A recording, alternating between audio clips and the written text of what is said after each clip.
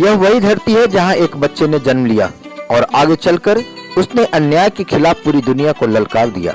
यही है पटना साहिब गाय घाट गुरुद्वारा, जहां जन्म हुआ 10वें गुरु गोविंद सिंह जी का। आज हम जानेंगे यहाँ का पूरा इतिहास।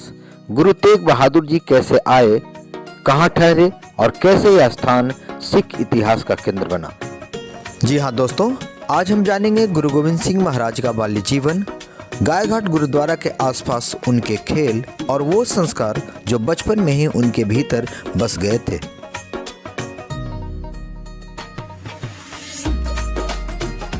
गाय घाट गुरुद्वारा की यह धरती सिर्फ इतिहास नहीं, आस्था के चमत्कारों की गवाह भी है। कहते हैं यहाँ गंगा जी स्वयं गाय के रूप में प्रकट होकर एक महान सेवक को स्नान कराया करती थी। आज हम जानेंगे भगत जैता जी और गाय घाट की उस पावन जगह की कहानी जो बहुत कम लोग जानते हैं। भगत जैता जी सिख इतिहास के सबसे साहसी और समर्पित सेवकों में से एक थे।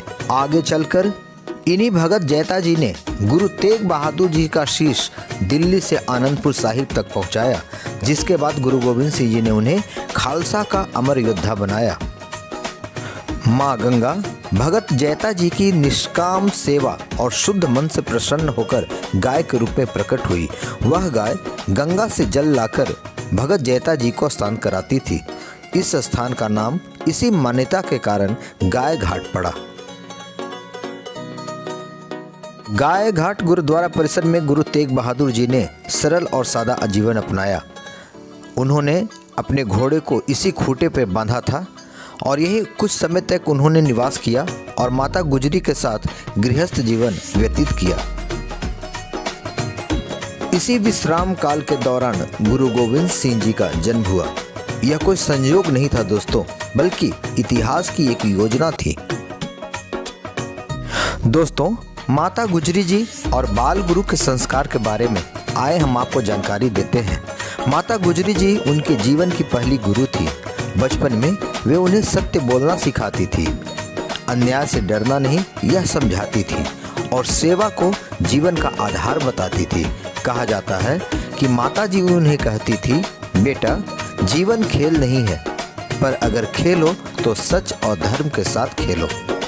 और यही बालक आगे चलकर खालसा पंथ की स्थापना करता है, धर्म की रक्षा करता है और अत्याचार के सामने खड़ा होता है।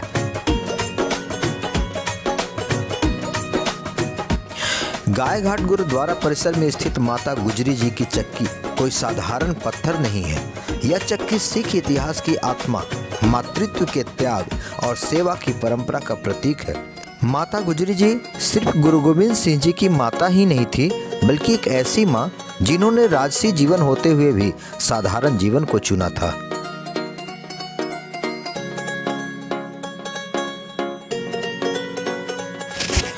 गुरु गोविंद सिंह जी बचपन में बहुत कम बोलते थे, लेकिन जब बोलते थे तो सभी सुनते थे।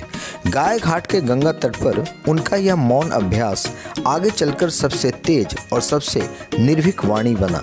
दोस्तों, गाय घाट गुरुद्वारा को लोग दर्शन की जगह मानते हैं, लेकिन इतिहास बताता है यह गुरु गोविंद सिंह जी की तैयारी की भूमि थी। यहाँ उन्होंने सीखा अकेले रहना, गहराई से सोचना और सही समय आने पर बिना डरे खड़ा होना। गाय घाट गुरुद्वारा की यह धरती इतिहास भी है और आस्था भी। यहाँ गुरु का वास है, सेवक का त्याग है और माँ गंगा की कृपा है। अगर आप यहाँ आए तो ध्यान से देखिए, शायद आज भी उस बाल गुरु की हंसी गंगा की लहरों में सुनाई दे जाए।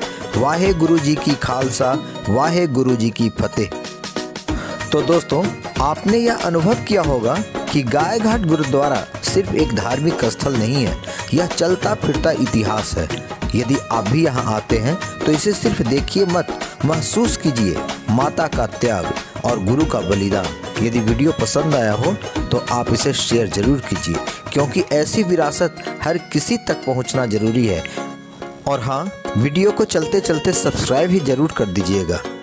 यदि लोकेशन की बात करें तो अशोक राजपथ गाय घाट पुल से 10 मीटर की दूरी पर जब आप पूरब की ओर बढ़ेंगे तो राइट साइड में आपको ये गुरुद्वारा मिलेगा। मिलते हैं नेक्स्ट वीडियो में, इजाज़त दीजिए।